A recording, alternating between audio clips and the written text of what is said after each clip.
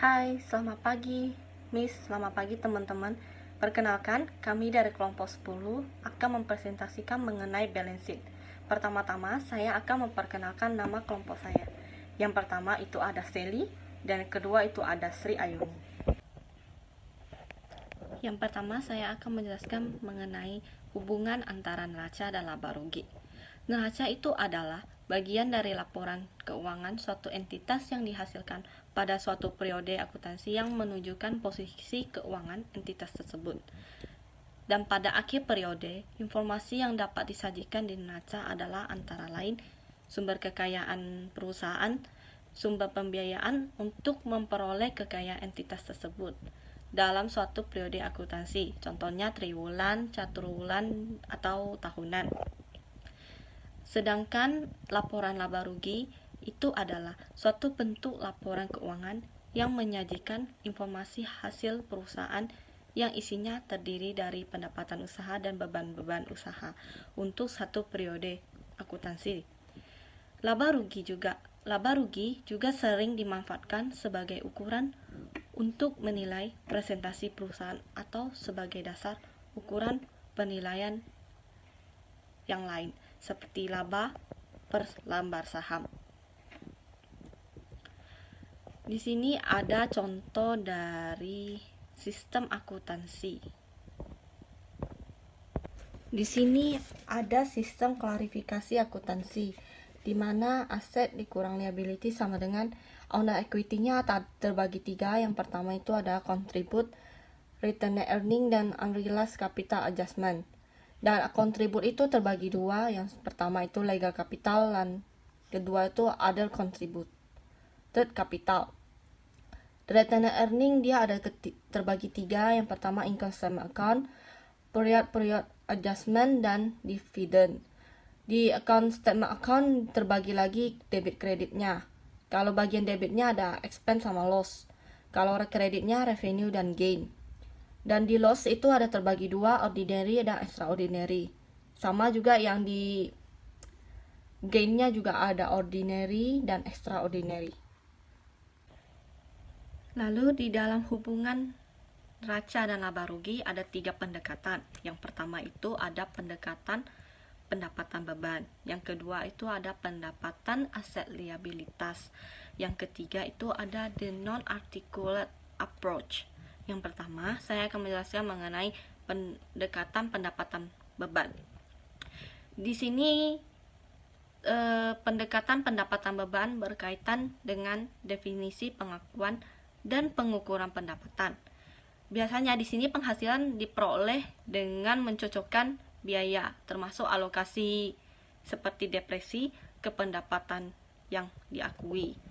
Yang kedua itu ada pendapatan aset liabilities, yang artinya itu di sini berkaitan dengan pengukuran dan pelaporan aset dan liabilitas dan berfokus pada pengukuran aset bersihnya. Di pendekatan ini dikatakan lebih unggul daripada pendapatan biaya, karena seperti yang kita tahu bahwasan aset sama liabilitas itu adalah nyata dalam sebuah laporan keuangan. Yang ketiga itu ada the non-articulate approach. Di sini konsep ini ada transaksi yang tidak mempengaruhi laba, tetapi langsung dipindahkan ke pos yang bukan hasil dan bukan biaya. Misalnya, ada kerugian sementara yang langsung dianggap merupakan penyesuaian. Nah, teman-teman sudah mendengar penjelasan teman saya sebelumnya kan? Untuk pembahasan selanjutnya, saya ingin membahas mengenai aset, liabilities, sama owner's equity. Dimana aset itu bisa, menurut KBBI itu merupakan kekayaan perusahaan atau dapat berupa uang, benda yang nyata. Kalau aset itu dia ada 2 jenis, menurut konvertibilitas sama menurut keberadaan fisik. Kalau menurut konvertibilitas, aset dibagi menjadi 2, aset tidak lancar sama lancar. Kalau aset tidak lancar itu aset yang tidak bisa dikonversikan ke benda lain, kayak tanah, bangunan, itu kan tidak bisa dikonversikan ke benda lain. Sedangkan aset lancar itu aset yang bisa dikonversikan ke benda lain, itu kayak piutang dagang, deposito, dan lain-lain. Kalau menurut keberadaan fisik, aset dibagikan juga menjadi dua, yaitu aset berwujud sama aset tidak berwujud. Aset berwujud ini kayak aset yang bisa dilihat oleh kasat mata, tanah, bangunan, dan lain-lain. Sedangkan aset tidak berwujud itu dia tidak bisa dilihat oleh mata, kayak hak paten. Hak paten kan tidak bisa dilihat oleh mata. Terus yang selanjutnya siklus hidup dari aset ini dia ada 4: fase perencanaan, fase pengadaan, fase operasi dan pemeliharaan, sama fase penghapusan. Nah, keduanya itu liabilitas. Liabilitas adalah suatu pengorbanan ekonomi yang dilakukan oleh suatu entitas perusahaan di masa yang akan datang. Itu biasa liabilities itu lebih sering dikatakan dengan kewajiban. Terus jenis-jenis dari liabilities ini bisa ada utang jangka panjang, utang jangka pendek, utang obligasi, dan lain-lain. Nah, selanjutnya owner's equity, di mana owner's equity itu adalah hak residual milik atas aset, di mana aset tersebut yang didapatin dari aset dikurang liabilitas sama dengan ekuitas, itulah ekuitasnya. Terus dari elemen-elemen ekuitas, dia terbagi dari modal sumbangan. Modal sumbangan itu biasa dari perusahaan yang dimana didapat dari hasil sumbangan dari orang-orang ke perusahaan.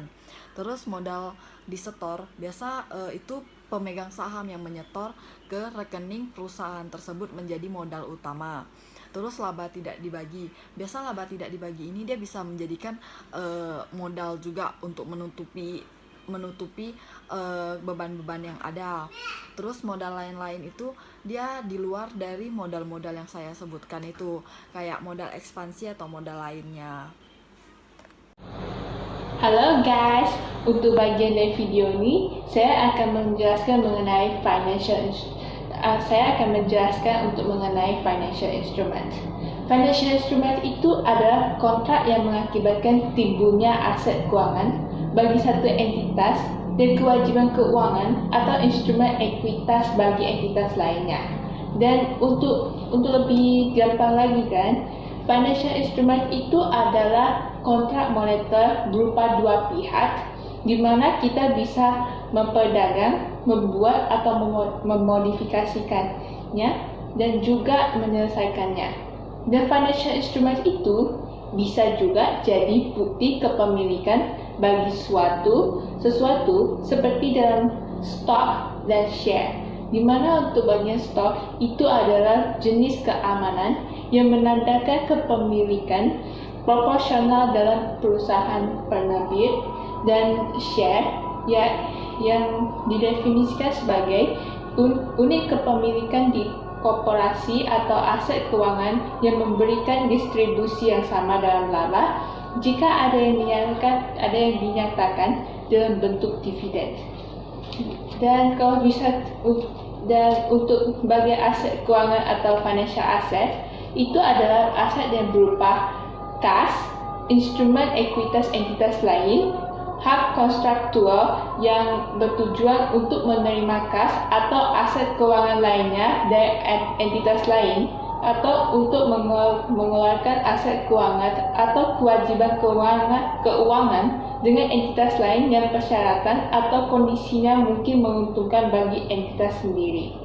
Dan ada juga kontrak yang akan atau mungkin menguntungkan bagi entitas sendiri dan merupakan instrumen non-derivatif yang mewajibkan atau mungkin mewajibkan entitas itu untuk menerima instrumen ekuitas entitas sendiri dalam jumlah variabel atau derivatif yang bertujuan akan atau diselesaikan selain melalui pertukaran kas atau aset keuangan lainnya dalam jumlah tetap dengan instrumen ekuitas entitas sendiri dalam jumlah yang tetap. Dan maksudnya itu adalah instrumen ekuitas entitas sendiri itu tidak mencakupi instrumen yang berupa kontrak untuk menerima dan menyerahkan instrumen ekuitas entitas sendiri di masa depan. Dan instrumen ekuitas entitas sendiri itu juga tidak mencakup instrumen keuangan yang dapat dijual dengan harga tertentu di masa depan. Dan untuk bagian kewajiban keuangan ini mencakup kewajiban kontraktual yang berfungsi untuk menyerahkan kas atau aset keuangan lainnya kepada entitas lain atau menukarkan aset keuangan atau kewajiban keuangan yang persyaratan atau kondisinya itu mungkin menguntungkan bagi perusahaan, atau ada juga kontrak yang akan atau bisa diselesaikan dalam instrumen ekuitas entitas sendiri dari berupa instrumen non-derivatif yang mewajibkan atau mungkin mewajibkan entitas untuk menyerahkan instrumen ekuitas entitas sendiri dalam jumlah variabel, atau instrumen derivatif yang akan atau mungkin diselesaikan selain melalui pertukaran kas atau aset keuangan lainnya dalam jumlah tetap dengan instrumen ekuitas entitas sendiri dalam jumlah tetap. Dan maksudnya itu adalah instrumen ekuitas entitas sendiri itu tidak mencakup instrumen keuangan yang dapat dijual dengan harga tertentu di masa depan atau bisa dibilang sebagai portable financial instrument. Dan contoh dari instrumen keuangan yang termasuk dalam cakupan EAS 32 dan 39 itu berupa kas, giro dan deposito, commercial paper, hutang dan piutang usaha, wesel dan pinjaman, sekuritas hutang dan ekuitas, baik dari perspektif pemegang ataupun maupun penerbitnya, sekuritas yang dijamin dengan aset seperti kewajiban hipotek dengan jaminan, kesepakatan pembelian kembali, dan securitas packages of receivable, dan juga derivatif yang mencakupi opsi, right, warrant, kontrak berjangka, dan kontrak forward. Dan slide selanjutnya ini adalah merupakan klasifikasi dalam neraca. Untuk slide berikutnya ini, saya akan menjelaskan mengenai klasifikasi dalam neraca. ARP 43 itu membutuhkan klasifikasi aset dan kewajiban berdasarkan likuiditas yang berupa dua klasifikasi, yaitu current dan non-current. Current itu adalah siklus operasi perusahaan dalam satu tahun, ataupun yang lebih lama lagi. Dan waktu yang diperlukan untuk dan siklus operasi itu adalah waktu yang diperlukan untuk beralih dari perolehan material ke pengumpulan uang dari pendapatan. Dan siklus operasi ini akan berbeda dari perusahaan ke perusahaan dan industri ke peringatan likuiditas dalam kelompok saat ini, dan tidak lancar juga biasanya dibuat, meskipun tidak mengharuskan oleh standar akuntansi khusus apapun. Dan pendekatan hanya memberikan indikasi dasar likuiditas perusahaan di mana aset lancar tersebut tidak bisa digunakan untuk menilai kritikal, indikasi di mana siklus operasi ini berjalan selama 1 tahun atau lebih lama, dan pengelompokan aset lancar ini berupa beberapa aset yang tidak berhubungan dengan kas lancar seperti biaya dan kredit yang diperlukan. Dan ada juga klasifikasi lain yang mungkin lebih baik untuk penilaian likuiditas, seperti sistem klasifikasi moneter non-moneter yang dikombinasikan dengan klasifikasi current non-current yang akan memberikan pemahaman yang lebih baik tentang arus kas masa depan. Dan kekurangan mengenai penilaian likuiditas akan dibahas di bab 12 mengenai laporan arus kas. Cara lain dari aset subklasifikasi akan sesuai dengan yang dimiliki untuk pertukaran atau penjualan yang dimiliki untuk digunakan dan mewakili biaya yang ditangguhkan. Dan benefitnya itu adalah ada beberapa info tambahan tentang bagaimana manfaat ekonomi itu akan direalisasikan dan ketidakpastian di sekitarnya. Dan sebagai aturan umum, realisasi keuntungan masa depan itu akan lebih tidak pasti dari produksi daripada dari pertukaran. Sistem klasifikasi berdasarkan pendekatan ini akan mengkomunikasikan info yang relevan tentang aset lancar tidak dapat digunakan untuk menilai arus kas kritis, bagaimana manfaat akan direalisasikan, dan memberikan beberapa kesadaran akan resiko relatif yang sehubungan dengan realisasi manfaat. Dan pelaporan ini akan lebih rinci juga dapat dibuat kewajiban tersebut. Dan Karena dalam kewajiban ini ada 5 jenis kewajiban akuntansi yang berbeda, yaitu biaya kontraktual, biaya konstruktif, adil, kontingensi, dan tangguhan. Klasifikasi yang terpisah berdasarkan jenis akan membantu dalam mengevaluasikan sifat dari berbagai jenis kewajiban. Seperti yang disebutkan sebelumnya di dalam bab ini, relatif mudah untuk mengelompokkan kewajiban ke dalam klasifikasi ini, karena ini juga akan membantu pembaca neraca untuk mengetahui kewajiban mana yang dapat ditegakkan secara umum jika terjadi kebangkrutan dan mana yang tidak. Seperti halnya aset, liabilitas ini juga memiliki tingkat kepastian yang berbeda mengenai realisasi.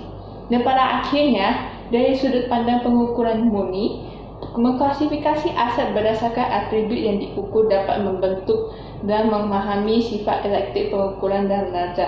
Karena di mana dalam neraca ini ada banyak atribut aset yang diukur dan juga dilaporkan, dan tidak selalu jelas dari membaca neraca beberapa banyak variasi dalam pengukuran aset tersebut. Karena menurut kebiasaan itu, neraca itu ditambahkan. Sekian dari presentasi ini, maaf jika ada kesalahan dan terima kasih.